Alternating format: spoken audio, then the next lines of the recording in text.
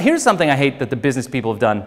They have completely raped the English language. They have destroyed it by just adding things called buzzwords. They just invented these terms that just don't mean anything, like proactive. That bothers me. Why can't you just be active? Where does the pro part come in?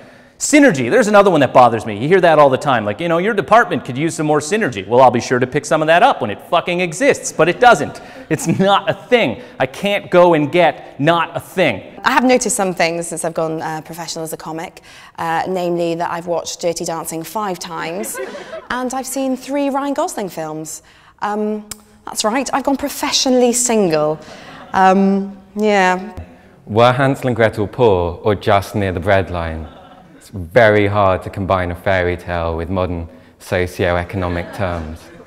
And one of the things that bothers me the most, one of the phrases that bothers me the most is thinks outside the box. Because everybody uses it. Everybody uses it, but it's supposed to mean somebody who has a new, unique, different way of looking at things. So if you use the phrase thinks outside the box, you're in the goddamn box. Like, you don't think outside of it. Now, I was made redundant.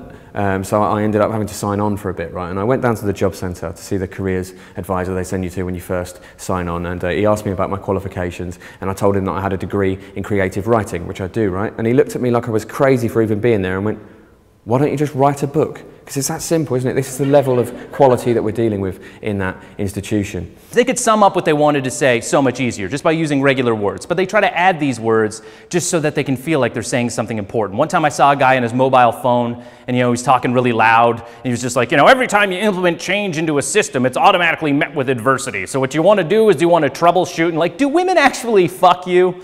Does that happen? Do they hear you saying those things like, I'm going to fuck this guy because he talks like that? Are you like that on a date? Like, honey, I'm going to get a little bit proactive here because I think we have a really good synergy and I'd like to go back to my flat and rectify the situation.